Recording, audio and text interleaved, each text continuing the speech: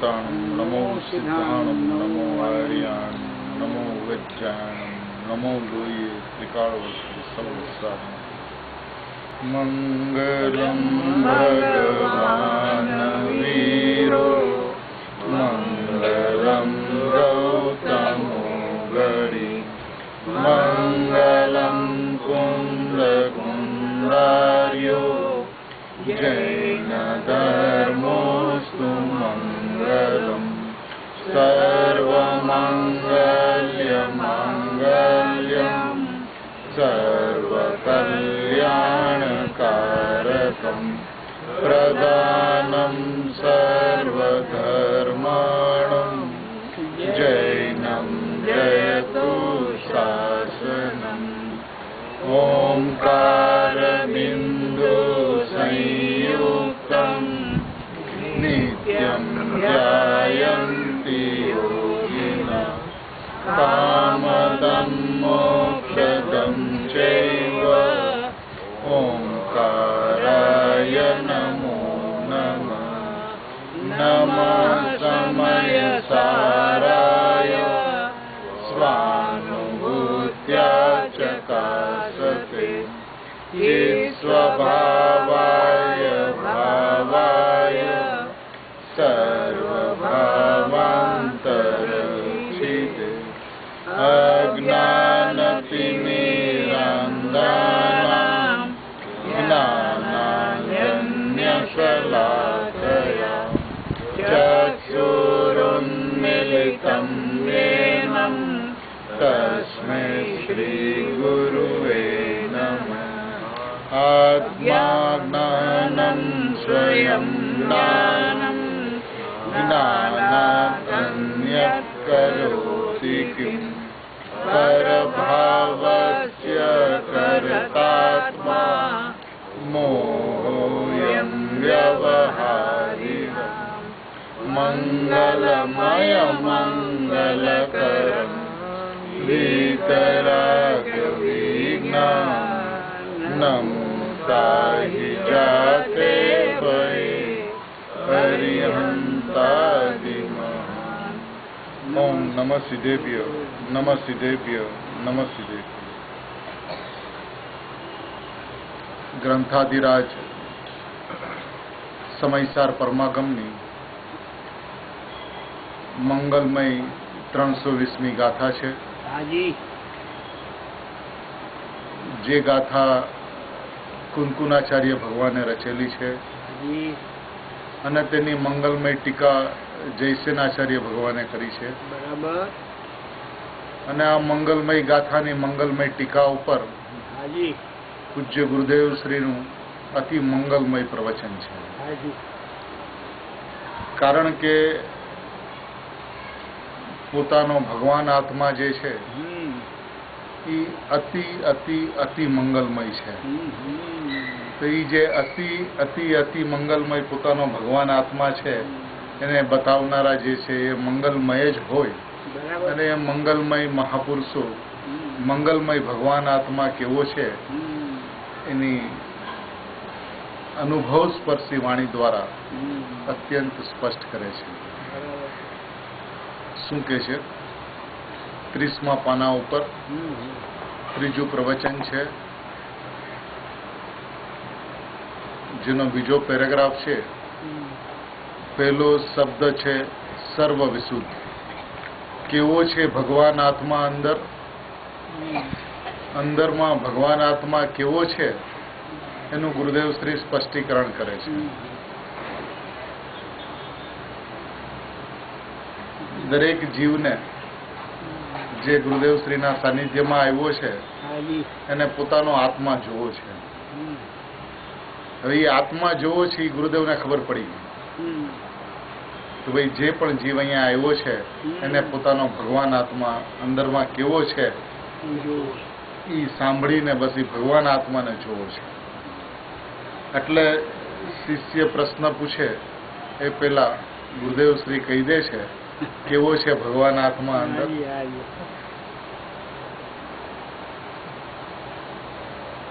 જ્ઞાની પુરુષો એવા હોય છે જે શિષ્યના હૃદયને ઓળખી લે છે, જાણી લે છે અને એમના હૃદયની અંદરમાં ઉત્પન્ન થયેલો પ્રશ્ન પોતે જ એ પ્રશ્ન મૂકી દે છે અને મૂકીને કહે છે કેવો છે ભગવાન આત્મા અંદરમાં કેવો છે ભગવાન આત્મા? તો કહે છે કે એક સમયની પર્યાય વિનાની ચીજ, શરીર તો નહીં, વાણી તો એમાં નહીં, પુણ્ય પાપના જે વિકલ્પો, જે રાગ છે એ તો એમાં નહીં. પેલા આટલો ભાવ સમજી લઈએ, પછી આગળ આપણે એનું સ્પષ્ટીકરણ કરશું કે એની આગળમાં જે વાત કરી છે એ વાત એવી છે કે જેના માટે શિષ્ય ગુરુ પાસે આવ્યો છે. શું છે? એક સમયની પર્યાય જે મોક્ષ અને મોક્ષના માર્ગની છે એ પણ એમાં નહીં. એ અંતિમ વાત, ઉત્કૃષ્ટ વાત કહેતા પહેલા ગુરુદેવ શ્રી કહે છે કે એક સમયની પર્યાય વિનાની ચીજ જે છે એમાં શરીર તો નહીં, વાણી તો એમાં નહીં, પુણ્ય પાપના જે વિકલ્પો જે છે એ પણ ભગવાન આત્માની અંદરમાં નથી. આ શરીર જે છે એ આત્માની વસ્તુ નથી, એ આત્માની ચીજ નથી, એ આત્માથી અત્યંત ભિન્ન તત્વ છે. જેમ આત્મા જુદો છે એમ શરીર જુદું છે. જેમ આત્મા ચેતન છે એમ શરીર અચેતન છે. જેમ આત્મા જીવ છે એમ શરીર જળ છે, પૂતગલ છે. તો બંને ભિન્ન ભિન્ન છે. એ શરીર જે છે એ આત્માની વસ્તુ નથી.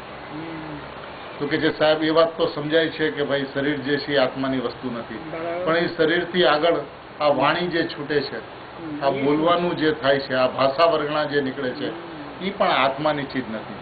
આ શરીર તો ભિન્ન બહારમાં દેખાય છે પણ વાણી તો અંદરથી આવે છે ને.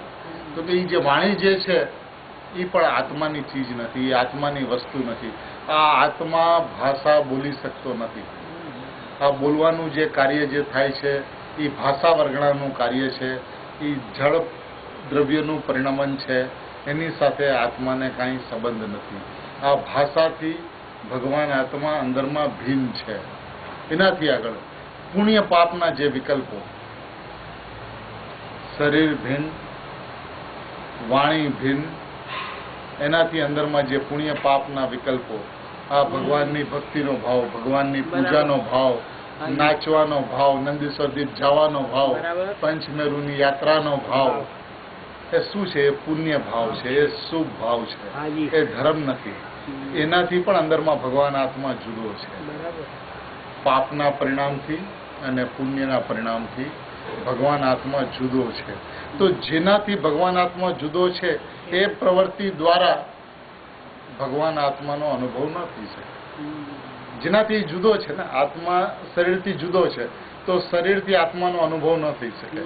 વાણીથી આત્મા જુદો છે તો વાણીથી ભગવાન આત્માનો અનુભવ ન થઈ શકે. મન, આ જે વિકલ્પો જે ચાલે છે, પુણ્ય પાપના વિકલ્પો, એ આત્માની ચીજ નથી, એ જળ વસ્તુ છે. તો એ મન દ્વારા આત્માનો અનુભવ ન થઈ શકે. કે છે ને ધ્યાન કરો, ધ્યાનની શિબિર ચાલે છે અત્યારે તો ઘણી ધ્યાનની શિબિરો હતી. ધ્યાનની શિબિર એટલે શું? જેવો ભગવાન આત્મા છે એ ધ્યેય છે, એ ભગવાન આત્મા હું છું એવા લક્ષ્ય જે સહેજે આત્માની અંદરમાં સ્થિરતા થઈ જાય એનું નામ ધ્યાન છે. મનને શાંત કરવાનો ભાવ એ ધ્યાન નથી, એ તો મનનું પરિણમન છે, મનનો વિકલ્પ છે, એ મનની સ્થિતિ છે. એ મનથી પણ આત્માની પ્રાપ્તિ થતી નથી. આ વિકલ્પો જે ઉત્પન્ન થાય છે એ મનમાં થાય છે. મન એ 5 ઇન્દ્રિય અને છઠ્ઠું મન, આ જળ છે. જળ દ્વારા આત્માની પ્રાપ્તિ ન થાય. એટલે પુણ્ય પાપથી આત્મા જુદો છે. પુણ્ય પાપ દ્વારા એટલે કે તીર્થયાત્રા દ્વારા, એટલે કે દયા, દાન, વ્રત, ભક્તિ, પૂજાના પરિણામને દ્વારા આત્માની પ્રાપ્તિ થઈ શકે તેવું નથી. પુણ્ય પરિણામ તો એને જીવનની અંદરમાં ઉત્કૃષ્ટમાં ઉત્કૃષ્ટ પરિણામ કેટલા કર્યા?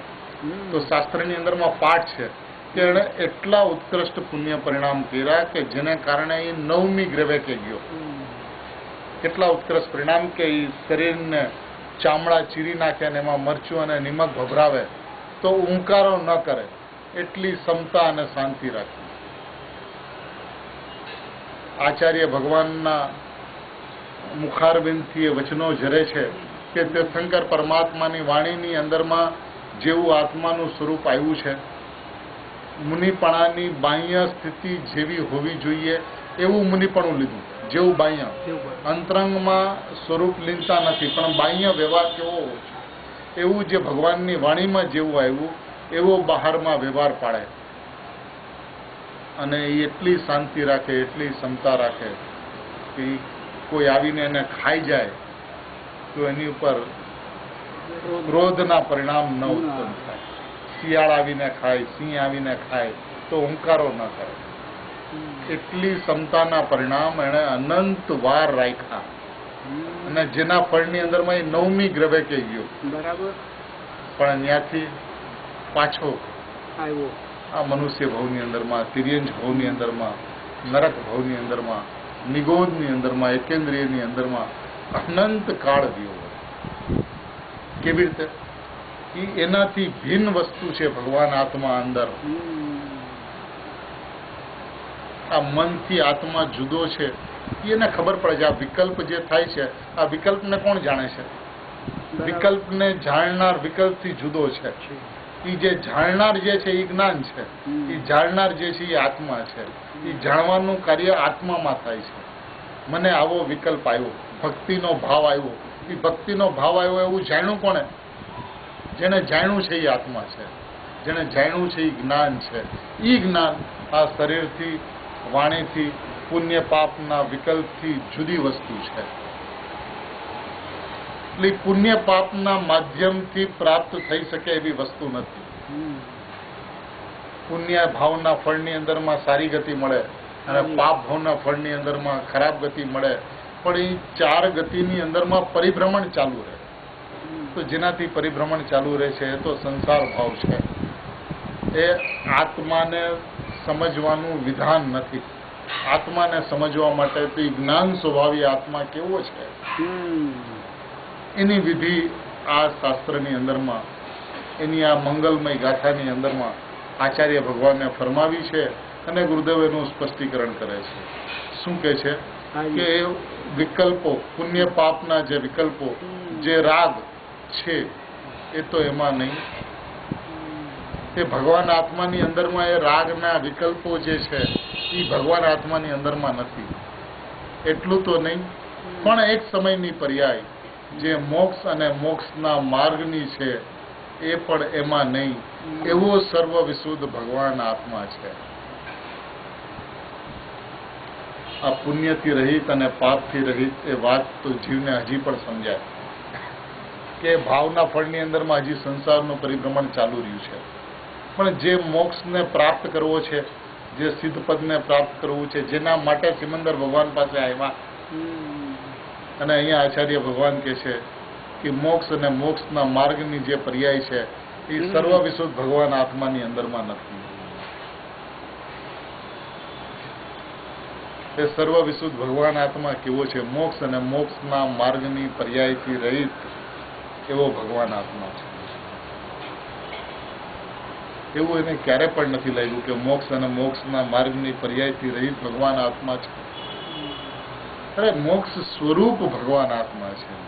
એ મોક્ષ સ્વરૂપ ભગવાન આત્મા જે છે એ મોક્ષથી તો રહિત જ હોય ને. દર્શન સ્વરૂપી ભગવાન આત્મા છે તો એ સમ્યક દર્શનથી રહિત હોય.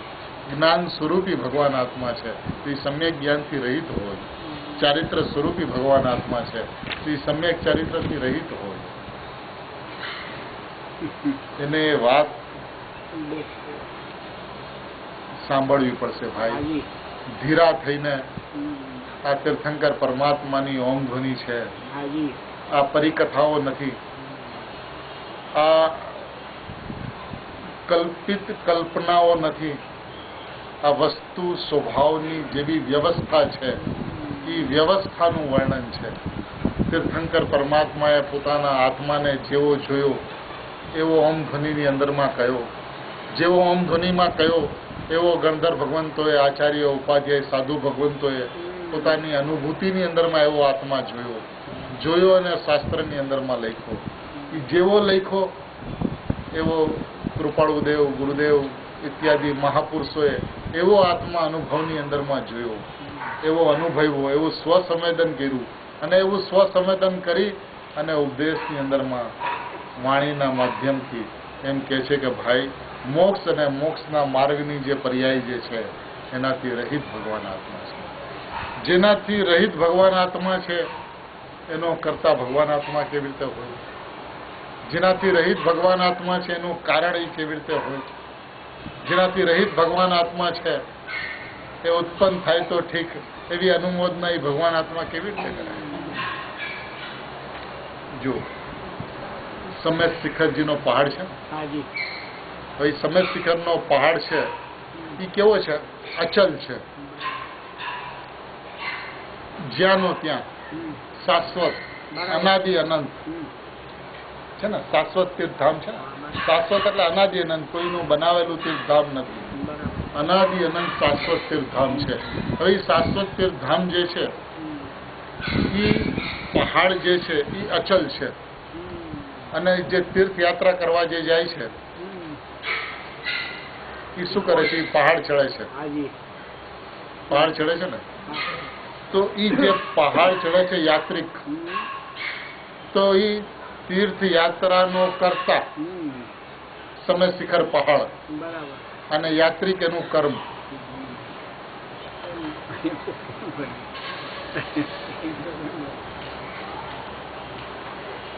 એ સમેત શિખરજી પહાડ યાત્રા કરાવતો નથી. યાત્રી સ્વયં પોતે પોતાની ભાવનાથી યાત્રા કરે છે. પહાડ કરતા નહીં અને યાત્રિક એનું કર્મ નહીં. બરાબર. અચ્છા, હવે સમેત શિખરનો પહાડ એનું કારણ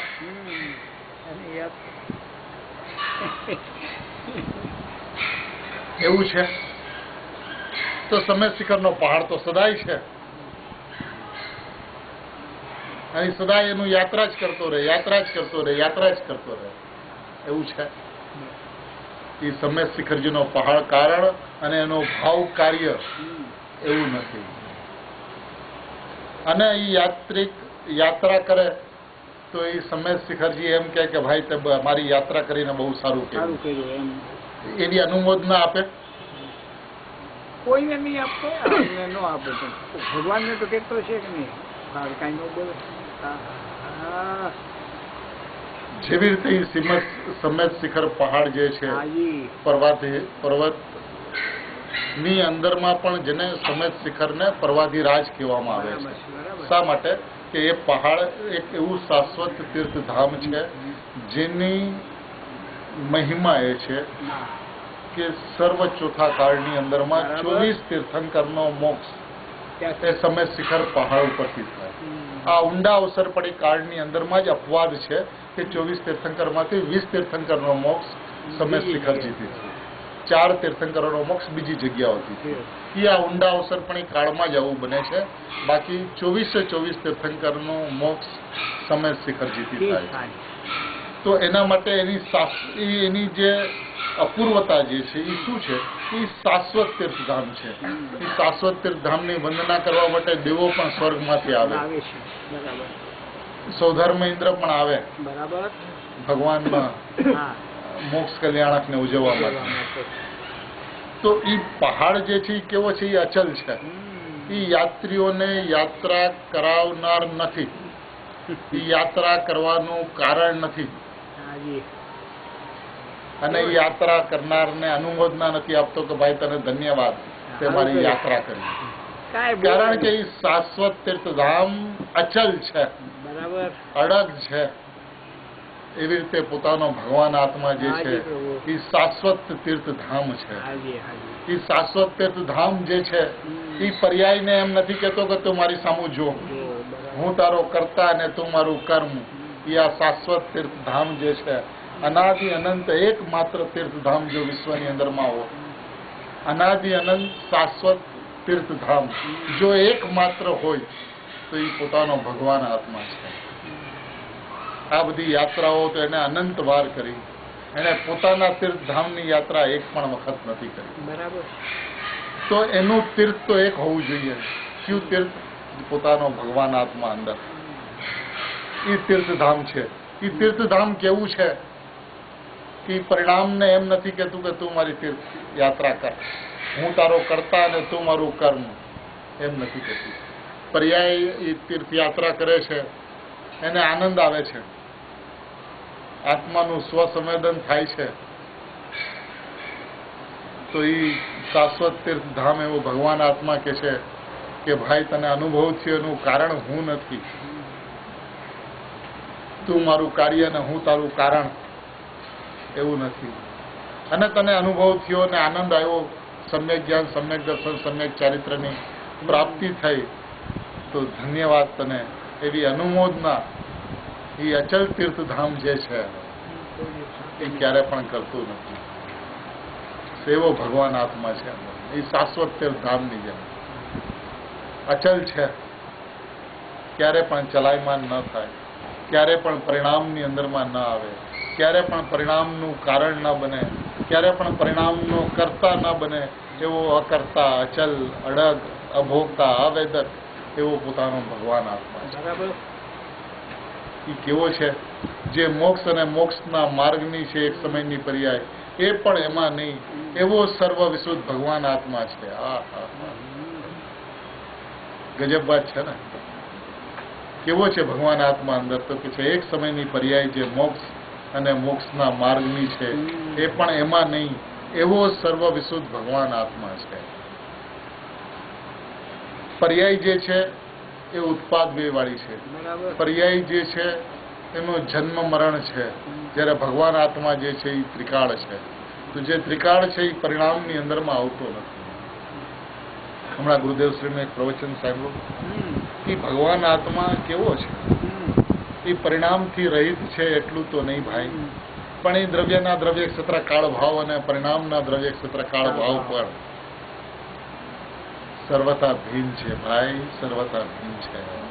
આ શરીરનું ક્ષેત્ર અને આત્માનું ક્ષેત્ર, આ કર્મનું ક્ષેત્ર અને આત્માનું ક્ષેત્ર, આ રાગનું ક્ષેત્ર અને આત્માનું ક્ષેત્ર, એ તો ભિન્ન ભિન્ન ને ભિન્ન છે.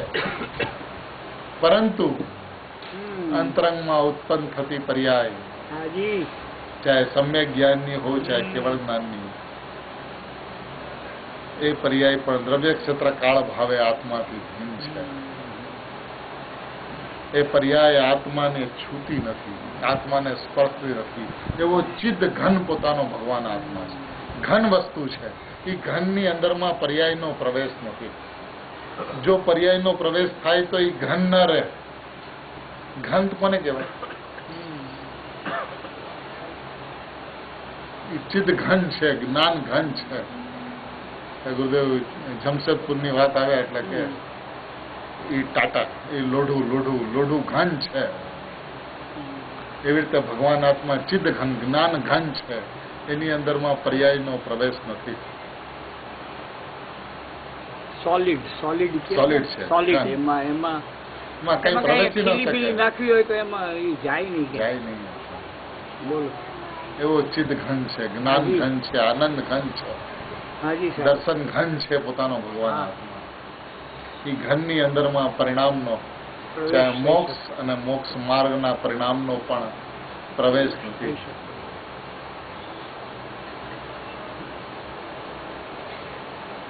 એવો સર્વ વિશુદ્ધ ભગવાન આત્મા છે. અરે પાના છે ને હાથમાં, પાના હોય શાસ્ત્રના તો ઠીક પડશે સમજવામાં.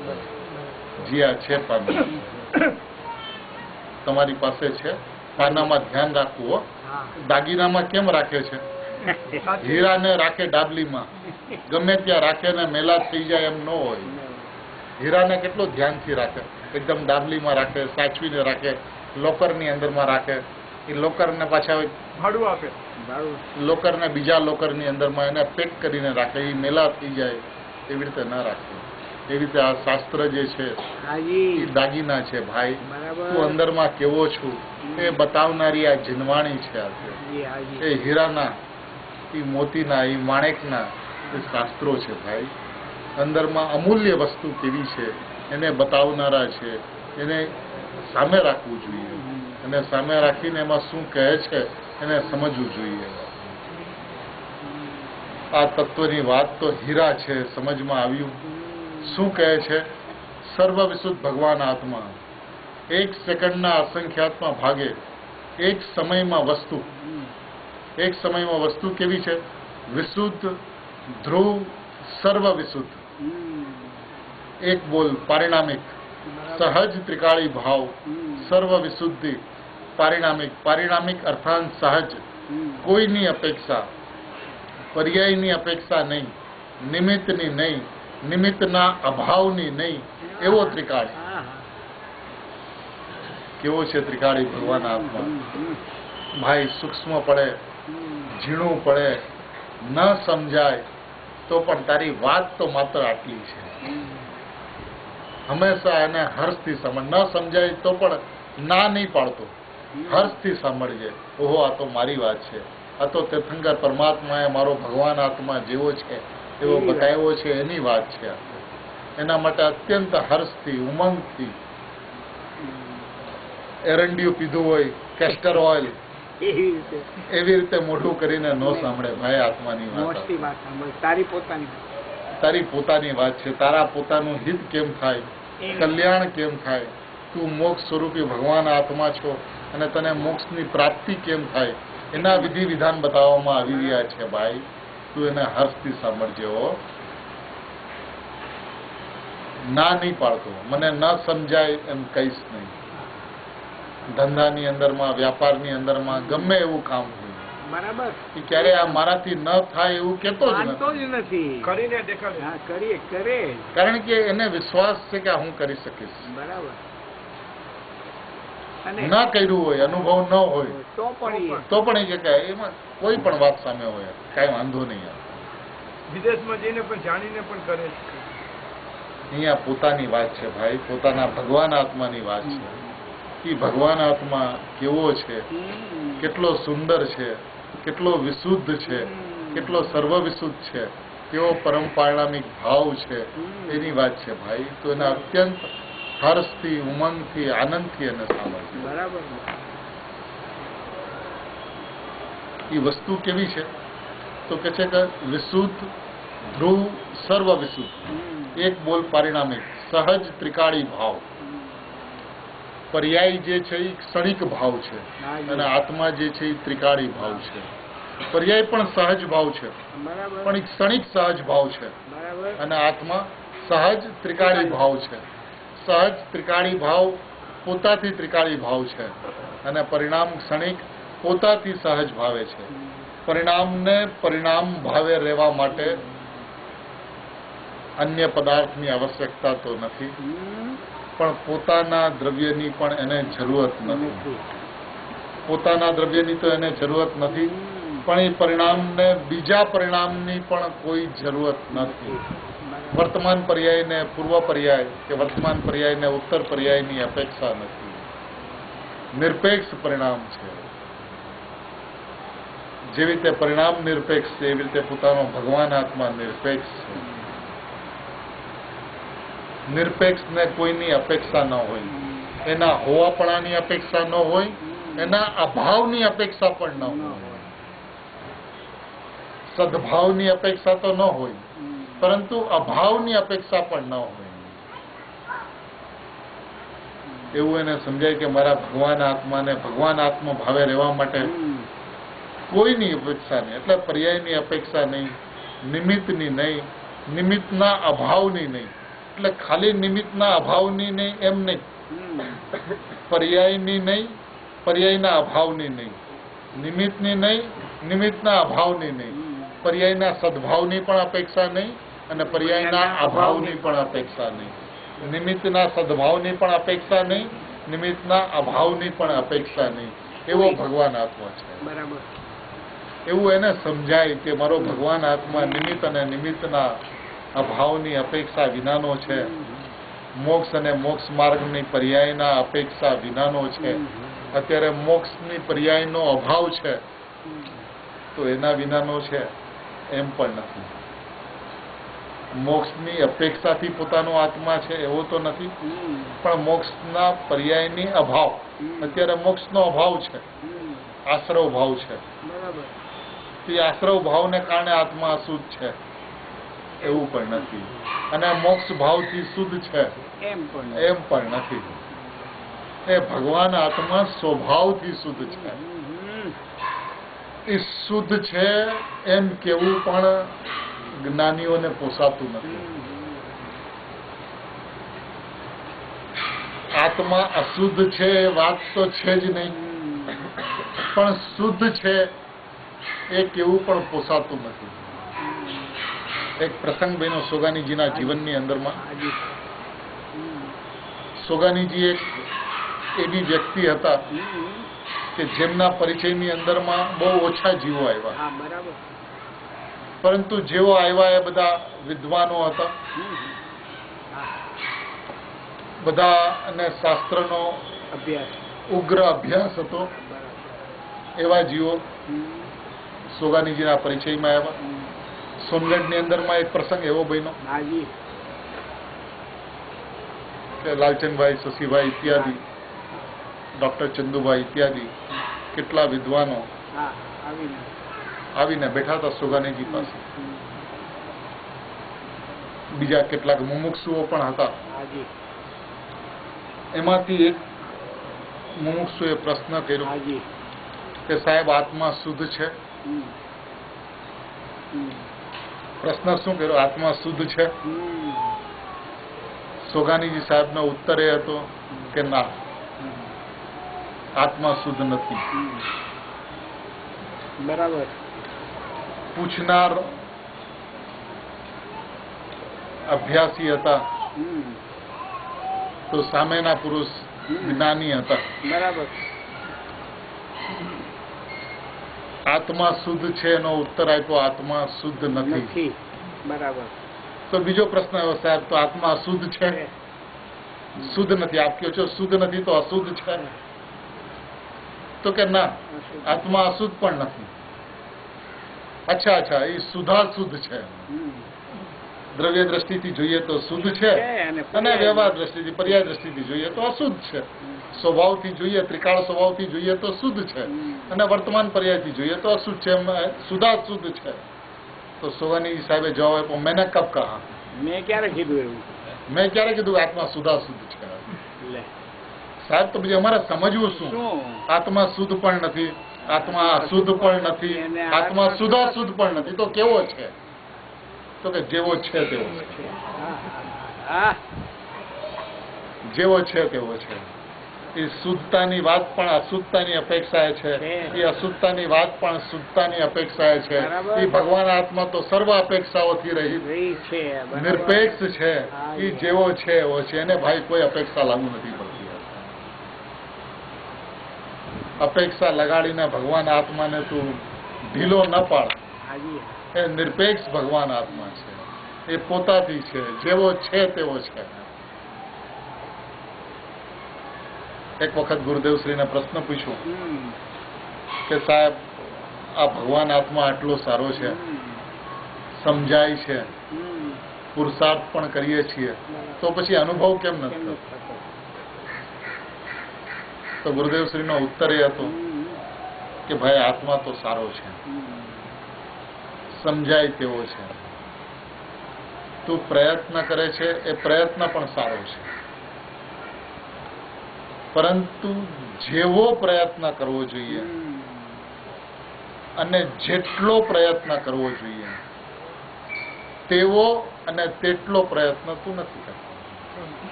જેવો છે તેવો પ્રયત્ન, જેટલો છે તેટલો પ્રયત્ન. ક્વોલિટી અને ક્વોન્ટિટી, જેવો અને જેટલો, તેવો અને તેટલો. એ પ્રયત્નની અંદરમાં પોતે ભગવાન છે. હવે એ ભગવાન છે એને મોક્ષનું કારણ માને તો એ જેવો છે એવો એને ન જોયો.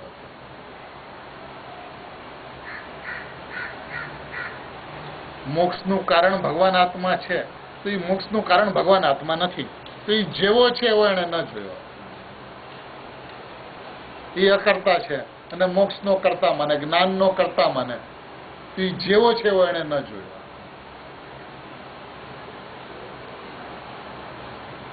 અને જેટલો કહેતા એ સ્વભાવથી પૂર્ણ છે, એ સ્વભાવથી ભગવાન છે. એને એમ લાગે કે હું સંસારી છું, હું અજ્ઞાની છું. તો એને પોતાની અપૂર્ણતા દેખાણી, ત્રિકાળીની પૂર્ણતા ન દેખાણી. તો જેવો અને જેટલો કેટલો છે એ પૂર્ણ છે, એની અંદરમાં કોઈ અપૂર્ણતા છે નહીં. આ વાત છે ને જીવને સ્વીકાર નથી થતો. સંસારની અંદરમાં તો આ જ વાત સ્વીકાર થઈ જાય કે સોનું હોય, સોનું એ ખાણમાંથી નીકળે, ખીણમાંથી નીકળે, ખાણમાંથી સોનાની માઇન્સ હોય એમાંથી સોનું નીકળે. એ કેવું દેખાય? એ સોનાની જેમ એકદમ ચમકતું દેખાતું હશે, માટી રૂપે હોય, એકદમ ધૂળ. હવે તમે સોનીની સામે રાખો તો એ શું કે સોનું છે. અરે અમને માટી દેખાય છે ને, સોનું છે. એકને સોનાની પહેચાન છે, સોનાની ઓળખાણ છે, તો એને ઈ સોનું કે છે, અને જેને સોનાની ઓળખાણ નથી એને માટી કે છે. હવે જ્યારે ઈ સોનું કે છે ત્યારે દેખાવની અંદરમાં તો માટી છે, દેખાય માટી દેખાય છે, પરંતુ ઈ સમયે જે સમયે માટી દેખાય છે તે સમયે ઈ કેટલું સોનું છે? પૂરું સોનું છે, પૂરું સોનું. 24 કેરેટનું પ્યોર સોનું છે. ઓલી કણી છે, પણ એમાં કણી છે એ અજ્ઞાનીને, જેને સોનાની ઓળખાણ નથી, એને નથી દેખાતું. એ તો જયારે સોનું શુદ્ધ થઈને સામે આવે ત્યારે એ કે સોનું શુદ્ધ છે. અરે જો સોનું અશુદ્ધ હોત તો એ શુદ્ધ થાત જ નહીં. અશુદ્ધ એનો સ્વભાવ. જો સોનું ખરેખર માટી હોત, જો એ ખરેખર માટી હોત તો એ સોના રૂપે પરિણમત જ નહીં. આ માટી છે, આ માટીને સોના રૂપે પરિણામ આવી ગયું. એમાં તો ના થાય. એમાં સોનું છે જ નહીં તો એ સોના રૂપે પરિણમે કેવી રીતે? પરંતુ એ સોનાના ખાણમાંથી નીકળેલી માટી જે છે એ માટી નથી, એ સોનું છે. એ સોનીની દ્રષ્ટિની અંદરમાં સોનું છે, તો એને સોનું દેખાય છે. અને જેને સોનું દેખાય છે એ એને પ્રોસેસ દ્વારા કરે છે, પછી એ તપાવે છે, એને તપાવે છે અને સોનું શુદ્ધ થઈ જાય છે. પણ સ્વભાવથી શુદ્ધ હતું તો અવસ્થાએ શુદ્ધ થયું. જો સ્વભાવથી અશુદ્ધ હોત તો અવસ્થાએ પણ અશુદ્ધ જ રહે, શુદ્ધ થત જ. જે સમયે માટી છે એ સમયે એ માટી દેખાય છે, પણ એ માટી નથી, સોનું છે. એ સોનું એ માટીથી ભિન્ન છે. માટી જુદી અને સોનું જુદું. કેટલું જુદું? સર્વથા જુદું. એવી રીતે આ ભગવાન આત્મા જે છે એ રાગી દેખાય છે, એ કર્મ વાળો દેખાય છે.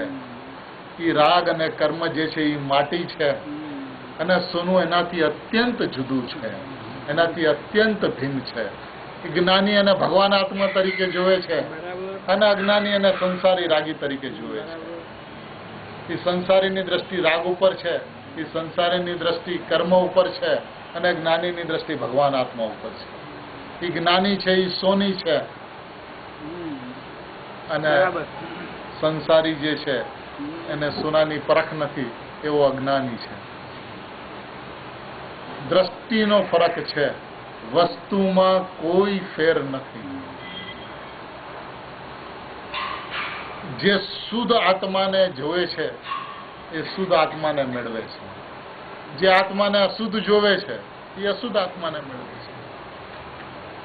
જે સોનાને શુદ્ધ જોવે છે એ શુદ્ધ સોનાને મેળવે છે. જે સોનાને અશુદ્ધ જોવે છે એ માટીને મેળવે, છોડી દે છે.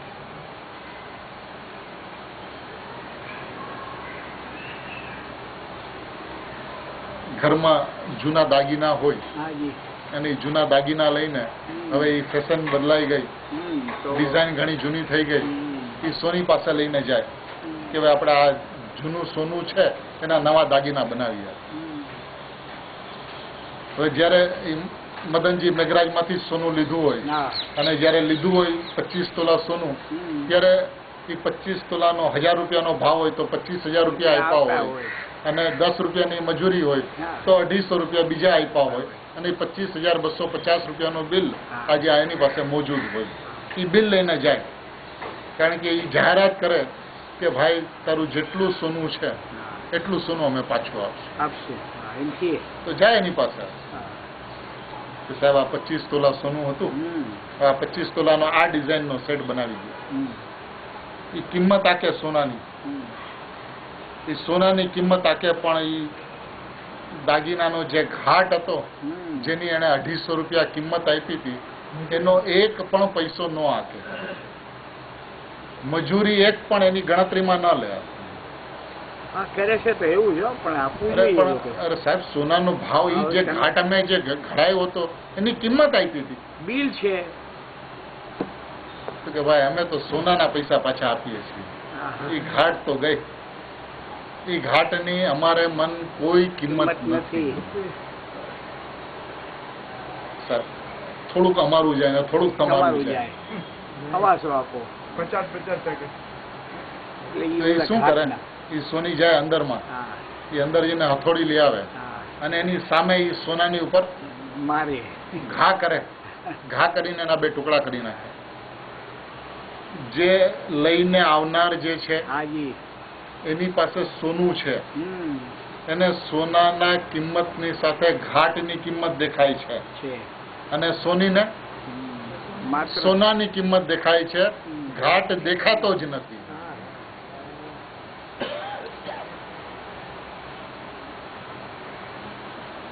થાય છે કે નહીં? હા, એવું થાય છે પ્રેક્ટિકલ લાઈફમાં. એ બધું અનુભવ. એ ઘાટ જે છે એ પર્યાય છે, અને સોનું જે છે એ દ્રવ્ય છે. જેને પર્યાયની કિંમત દેખાય છે એને દ્રવ્યની કિંમત નથી દેખાતી, અને જેને દ્રવ્યની કિંમત દેખાય છે એને પર્યાયની કિંમત નથી દેખાતી. જ્ઞાનીઓને ભગવાન આત્માની કિંમત દેખાય છે, તો એ ચાહે સંસારની પર્યાય, રાગની પર્યાય હો, ચાહે મોક્ષ માર્ગની હો, એની એને કોઈ કિંમત દેખાતી નથી. એને તો સોનું દેખાય છે બસ, એને તો ભગવાન આત્મા દેખાય છે અંદર. એ ભગવાન આત્માના જોનારાને એ પર્યાયની કોઈ કિંમત નથી. એ તો ઘાટ છે, ગઈકાલે એક રકમ તો આજે બીજી રકમ, આવતીકાલે ત્રીજી રકમ. ઘાટ હંમેશા બદલાયા કરે, અને વસ્તુ એવી ને એવી રહે, શુદ્ધ, પૂર્ણ શુદ્ધ. એ ભગવાન આત્મા છે, એ સર્વ વિશુદ્ધ વસ્તુ છે. એ સર્વ વિશુદ્ધ ભગવાન આત્મા જે છે એ તું છો. એ કોઈની પણ અપેક્ષા વિનાની ચીજ છે. એવો ત્રિકાળી પરમ પારણામિક પરમ ભાવ ગ્રાહક, એવો જે પરમ ભાવ ધ્રુવ સમજમાં આવ્યું, એવો જે પરમ ભાવ ત્રિકાળી ભાવ, એક સમયની પર્યાય વિનાનો ભાવ, પરમ ભાવ એ છે અંદર, એવો છે, એવો બતાવે છે. કેટલું મને એક સર્વ વિશુદ્ધ શબ્દની અંદરમાં તો આખું જૈન દર્શન ખડું કરી દીધું. કેવી અપૂર્વ વાત, કેવો અપૂર્વ સ્વભાવ આપે. જે પરમ ભાવ, ધ્રુવ ભાવ, ત્રિકાળી ભાવ, એક સમયની પર્યાય વિનાનો ભાવ, એ એક સમયની પર્યાય વિનાનો ભાવ ઈ પરમ ભાવ છે એમ નથી. એક સમયની વિનાનો જે ભાવ જે છે ઈ પરમ ભાવ છે એમ નથી. જે ધ્રુવ ભાવ છે ઈ પરમ ભાવ છે, જે શુદ્ધ ભાવ છે ઈ પરમ ભાવ છે, જે વિદ્યમાન ભાવ છે ઈ પરમ ભાવ છે, જે જ્વાજલ્યમાન જ્યોતિ છે ઈ પરમ ભાવ છે, જે પૂર્ણ છે ઈ પરમ ભાવ છે, જે શુદ્ધ છે ઈ પરમ ભાવ છે, જે જ્ઞાયક છે ઈ શુદ્ધ ભાવ છે. એવી તો એની અસ્થિ છે. પછી નાસ્તિનું પણ કથન કહેવા માટે, એને અસ્થિ ન સમજાય તો નાસ્તિથી કે છે ભાઈ એ પર્યાય વિનાની જે ચીજ જે છે, એ પર્યાયથી રહિત જે ભગવાન આત્મા જે છે એ અંદર છે. પણ એ પર્યાયથી રહિત એવો ભગવાન આત્મા નથી. એ પર્યાયથી રહિત એટલે એ રહિતની અપેક્ષા આવી એમાં. એ ભગવાન આત્માને રહિતની અપેક્ષા નથી. એ પર્યાયથી રહિત એવો ભગવાન આત્મા છે. એના સ્વભાવની અંદરમાં શું છે? એ આનંદ ઘન, ચૈતન્ય ઘન, ચિદાનંદ પ્રભુ ભગવાન આત્મા એ વસ્તુ છે. એ શુદ્ધ છે, એ પરમ ભાવ છે, એ પરિપૂર્ણ ભાવ છે, એ ત્રિકાળ ભાવ છે.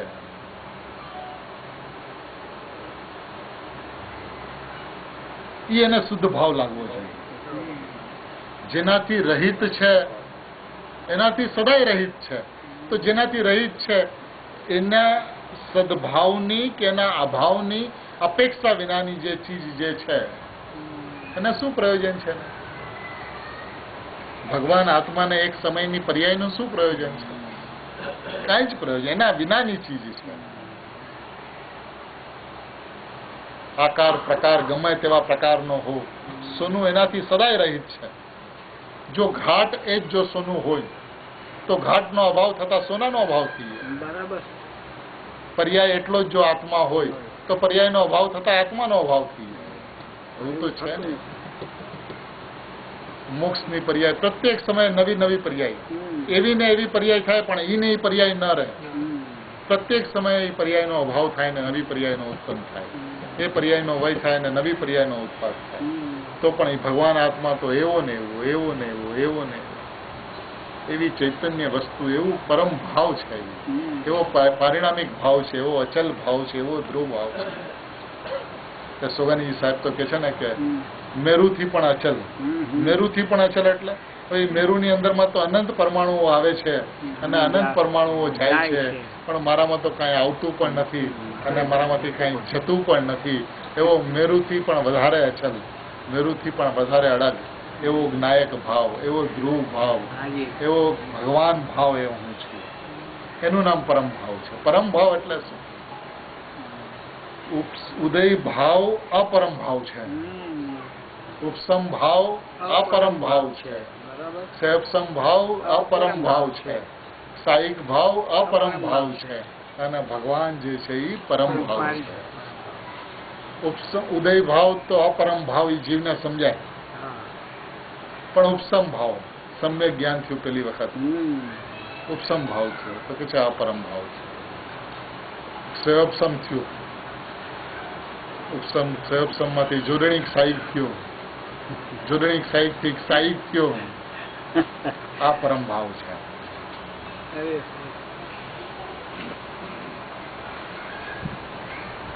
કેટલો એનો શાહીક ભાવનો કેવો મહિમા કે એક વખત ઈ તને શાહીક ભાવ પ્રગટ્યો, જરાય ચિંતા કરીશ માં ઠેઠ મોક્ષ સુધી તને પહોંચાડ્યું છે. શાહીક ભાવ એને તમે શાહીક ભાવ મોક્ષ સુધી પહોંચાડશે કે આત્મભાવ પરમ ભાવ જે છે એ મોક્ષ એના લક્ષ્ય, એના આશ્રય, એના અવલંબને મોક્ષ સુધી પહોંચાડશે. છે તો પરમ ભાવ. ફરતા ભાવથી શું થાય? ફરતા ભાવના લક્ષ્ય ફરતો રહે અને સ્થિર ભાવના લક્ષ્ય સ્થિર થઈ જાય. સ્થિર ભાવના લક્ષ્ય મોક્ષમાં સ્થિર થઈ જાય.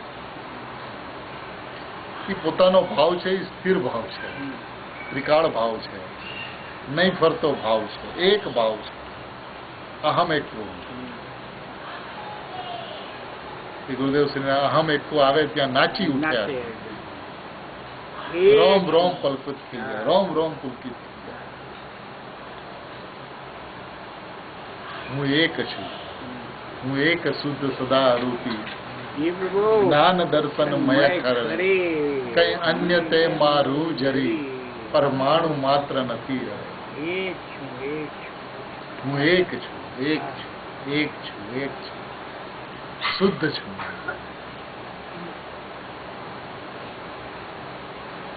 સદા રૂપી છું, જ્ઞાન દર્શનમય છું. જ્ઞાન વાળો આત્મા નથી, જ્ઞાનમય આત્મા છે. દર્શન વાળો આત્મા નથી, દર્શનમય આત્મા છે.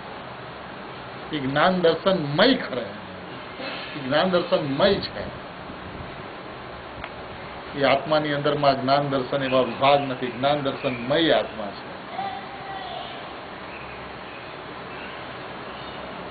પોતાનો સ્વભાવ કેટલો અપૂર્વ છે. જ્ઞાનની મૂર્તિ એવો ભગવાન આત્મા, એને સમજાય તો એને એક ગુણ જે જ્ઞાન ગુણ જે છે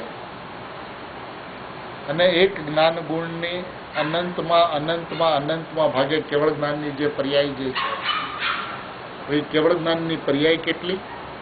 એ અનંત પર્યાયોને ધારી રાખનારો એક જ્ઞાન ગુણ કેટલો, અને એવા જ્ઞાન ગુણ જેવા અનંત ગુણને ધારી રાખીને પીને બેઠેલો એક ભગવાન આત્મા એ કેવડો હશે, કેવડો એ ભગવાન આત્માની એને મહિમા આવે, એ ભગવાન આત્મા એને અપૂર્વ ભાષે. એ પરિણામની અંદરમાં નિયમથી સમ્યક જ્ઞાન હોય હોય અને હોય.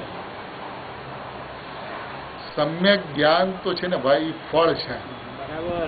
કેવળ જ્ઞાન જે છે ને એ ફળ છે, અને કોઈ દિવસ ફળ માટે વિશ્વની અંદરમાં મહેનત કરવાની નથી હોતી. જગતની અંદરમાં ઝાડમાં જે ફળ પાકે છે એ ફળ માટે કોઈ મહેનત કરે છે? ઝાડ વાવે, ઝાડ માટે ઝાડને હાચવે, મૂળને જોવે છે ને, મૂળને સાચવે છે. આ મૂળ છે, આ ભગવાન આત્મા મૂળ ચીજ છે, એ મૂળ વસ્તુ છે. એ હું છું એવું જે અંતરંગમાં જાગૃત થાય છે, એવો ભાવ ઉત્પન્ન થાય છે, તો ફળમાં સમ્યક જ્ઞાન અને કેવળ જ્ઞાન પાકી જાય છે. એ પકાવવાની ચીજ નથી, એ પાકતી ચીજ છે. કોઈ ફળને પકાવે? એ સ્વયં પાકતી વસ્તુ છે. એટલે આપણે તો ભાઈ મૂળમાં રહેવું બસ. કામ એક આત્માર્થનું, બીજો નહીં મન રોગ. એક આત્માર્થનું કામ. શું હું ભગવાન છું, હું પરિપૂર્ણ વર્તમાનની અંદરમાં ત્રિકાળ શુદ્ધ ભગવાન છું, પરમાત્મા છું. એક બાકી કોઈ મન, મારે સમ્યક જ્ઞાન જોઈએ છીએ એવો મન રોગ તારી પાસે નહીં રાખતો ભાઈ. આ રોગ છે સંસારનો, મારે અભાવ કરવો છે એ રોગ છે. રોગ જેને ખબર પડી જાય એને રોગ રહે નહીં. લૌકિકની અંદરમાં જોઈ લ્યો દ્રષ્ટાંતો આપણે કે તાવ આવ્યો અને ડોક્ટર પાસે જાય. એ ડોક્ટર શું કરે? તાવ માપીને કહે કે હા ભાઈ તને મેલેરિયા છે. હવે આજથી આ 2 દવા તને લખી આપું છું, એ દવા ખાવાની અને આટલી પરેજી પાળવાની. હવે એ દર્દી એમ કે સાહેબ એ વાત તો સાચી કે આ 2 દવા ખાવાની ને આટલી પરેજી પાળવાની, પણ મને તો તાવ છે ને. તો ડોક્ટર કે છે ભાઈ તને તાવ છે એ અમે જોયો, તપાઈશો કે તને તાવ છે, અને એ તાવનું નિદાન કરીને તાવને મટાડવાનો અમે તને ઉપાય બતાવ્યો. તો તું દવા ખા અને પરેજી પાડ, 2 દિવસમાં તાવ ઉતરી જશે. પણ સાહેબ મને તો તાવ છે ને.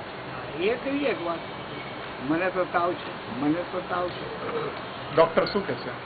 અરે ભાઈ તારી વાત સાચી છે, તને તાવ છે, એનો મેં તને ઈલાજ બતાવ્યો, એનો મેં તને ઉપાય બતાવ્યો, તું ઘર જા અને આરામ કર, દવા ખાજે અને પરેજી પાડજે, તને તાવ મટી જશે. પણ સાહેબ મને તો તાવ છે ને. તો ડોક્ટર કે ભાઈ તું તારી ઘરે જા, તારી કોઈ દવા મારી પાસે નથી. અમે તો સંસારી છીએ ને, અમે તો અજ્ઞાની છીએ ને, અમને તો મિથ્યાત્વ છે ને. અરે ભાઈ તને સંસારી છો, અજ્ઞાની છો, મિથ્યાત્વ છો, એટલે દેવશાસ્ત્ર ગુરુરૂપી ડોક્ટર પાસે તું આવ્યો છો, અને ડોક્ટર પાસે આવીને ડોક્ટર એમ કહે છે કે ભાઈ તું ભગવાન છો, તું ભગવાન છો, તું ભગવાન છો, તું ભગવાન છો, હું ભગવાન છું એવો તું ભાવનાને ભાવ, એ પરમ ભાવને શુદ્ધ ભાવને તું ભાવ. તારો ભવરૂપી જે રોગ જે છે, જન્મ મરણ રૂપી રોગ જે છે તારો મટી જશે. પણ સાહેબ અમે તો સંસારી છીએ ને, અમારી કેટલીક જવાબદારીઓ છે ને, અમારે તો આ છે ને, અમારે તો પેલું છે ને. અરે ભાઈ તને બધું છે, પણ તારી અંદરમાં કાંઈ નથી. રોગનું નામો નિશાન તારા શરીરની અંદરમાં નથી. એ બહારથી ઉત્પન્ન થયેલો રોગ છે. રોગ કે અંદરથી આવે છે? એ શરીરની અંદરમાંથી, શરીરનો જો સ્વભાવ હોય રોગ તો એ કોઈ દિવસ મટે છે ને, અને મટે એ શરીરનો સ્વભાવ છે ને, તો રોગ મટી જાય છે. શું કામ મટી જાય છે? તો કે દવા ખાય છે ને પરેજી પાડે છે, મટી જાય છે. સ્વસ્થ શરીરના ભાવે, સ્વસ્થ શરીરનો સ્વભાવ સ્વસ્થતા છે એવું લખશે, ડોક્ટર એની ટ્રીટમેન્ટ કરે છે, એ દવા ખાય છે ને રોગ મટી જાય છે. પણ રોગના ગુણગાન ગાયા કરે તેનો રોગ ક્યારેય ન મટે. એવી રીતે જ્ઞાની પાસે હાજી ગુરુ પાસે, હમ જીનવાણી પાસે, હમ. તીર્થંકર પરમાત્મા પાસે એને કીધું કે ભાઈ હું અજ્ઞાની છું, હમ હું સંસારી છું. હા તો કાંઈ વાંધો નહીં ભાઈ, ભલે અમે જોઈ લીધું આ તું સંસારી છું, અમે જાણી લીધું આ તું સંસારી છું, કહી દીધું એકવાર. હવે અમે એમ કહીએ છીએ કે તું ભગવાન છું. હમ તું સંસારી છું એવું શરીરને જોઈને, એવું સંયોગોને જોઈને તું જાણે છે અને માને છે, હમ. પણ અમને તો ઈ તારા શરીરથી ભિન્ન, હાજી રાગથી ભિન્ન, હાજી કર્મથી ભિન્ન, વાણીથી ભિન્ન, પુણ્ય પાપના વિકલ્પથી ભિન્ન, એક સમયની પર્યાયથી પણ ભિન્ન એવો ભગવાન આત્મા જે છે એ તું છું. એવો ભગવાન આત્મા અમને દેખાય છે, એ જોઈને કહીએ છીએ કે ભાઈ તું ભગવાન છો. આ ભગવાન છો એ સંસારને મટાડવાની દવા છે. અને પરેજી પાડજે. શું પરેજી પાડજે? કુદેવ કુગુરુ કુશાસ્ત્રના ચરણોની અંદરમાં મસ્તિષ્ક ઝુકાવીશ નહીં. આ પરેજી છે એની. પણ સાહેબ એમાં હું જો પણ ભાઈ એમાં છે ને બહુ- બે છે મિથ્યાત્વ છે ને, ગ્રહિત મિથ્યાત્વ અને અગ્રહિત મિથ્યાત્વ. હવે ઈ જે ગ્રહિત મિથ્યાત્વ છે એની તો પરેજી પાડવાની છે.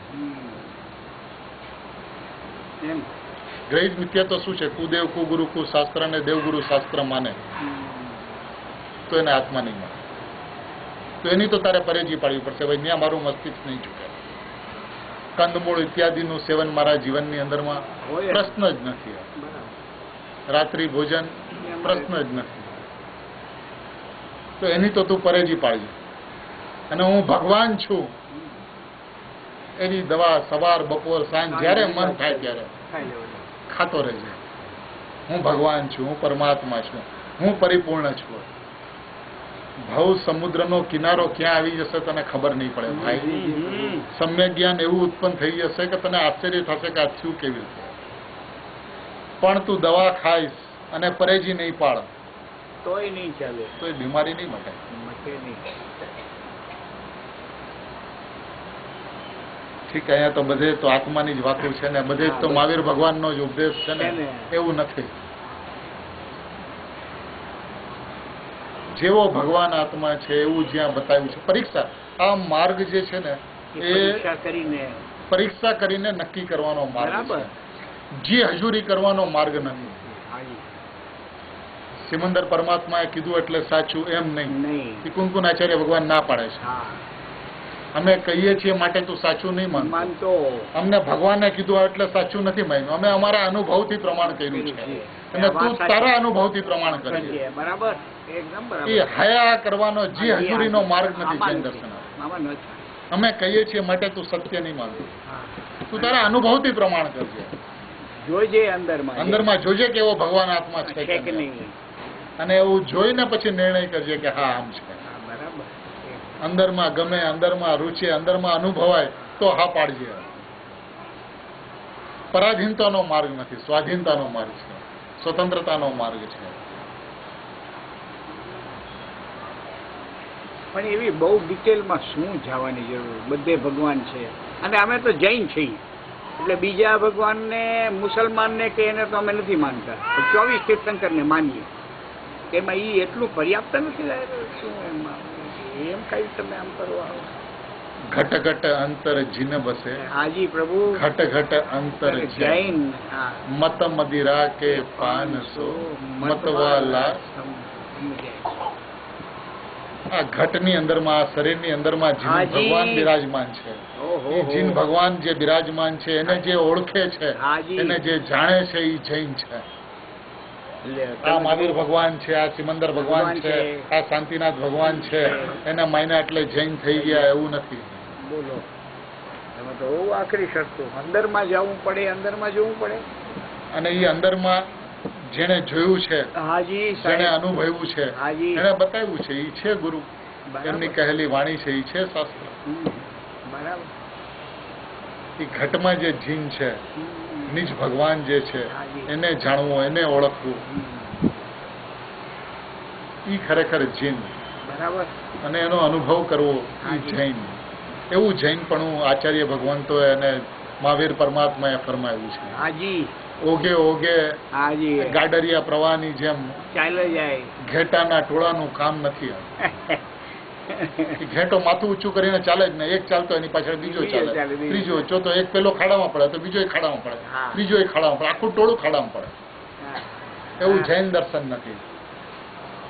જાગતો માર્ગ છે, જાણતો માર્ગ છે, બરાબર, પરાધીનતાનો માર્ગ. આ માર્ગની અંદરમાં સુરવીરોનું કામ છે, બહાદુરોનું કામ છે, કાયરોનું કામ નથી. એટલે કૃપાળુદેવ કહે છે ને, વચનામૃત વિતરાગના પરમ શાંત રસ મૂળ ઔષધ જે ભવ રોગના કાયર ને પ્રતિકૂળ.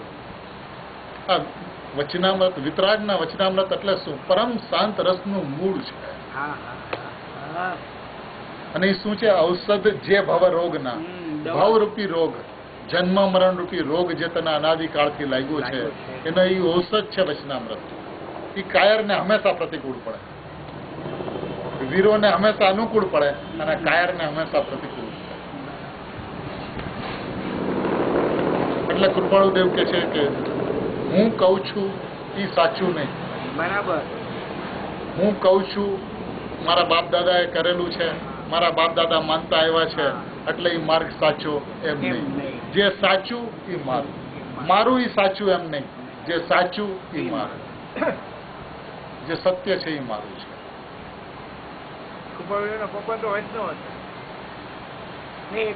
બધા ભગવાન આત્મા છે.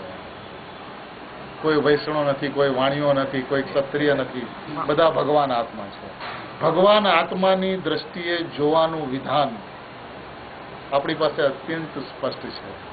દરેક જીવને કોઈને નાતથી જાતથી ન જોવું બાપુ. બધા ભગવાન છે. ભગવાનને ભગવાનની દ્રષ્ટિથી જોશો તો તમને અંતરંગમાં પણ ભગવાન દેખાશે, અને ભગવાન દેખાતા ભગવાન થઈ જશો.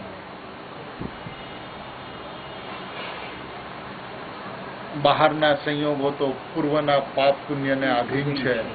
જેવા ભાવ કર્યા હોય એવા કુળની અંદરમાં જન્મ થયો, પણ એનાથી એને શું ફરક પડ્યો? એ તો પોતાના આત્માને ઓળખીને, અનુભવીને, સમ્યક દર્શનને પ્રાપ્ત કરી લે. પોતાના સ્વભાવને જાણવો, પોતાના સ્વભાવનો મહિમા કરવો. જે પોતાના સ્વભાવનો મહિમા કરે છે એ પરિપૂર્ણતાને પામે છે. સ્વભાવથી પરિપૂર્ણ છે. હું પરિપૂર્ણ છું એવો વિશ્વાસ કરી અને પરિપૂર્ણતાને સૌ કોઈ પ્રાપ્ત થાય એવી મંગલ ભાવના છે.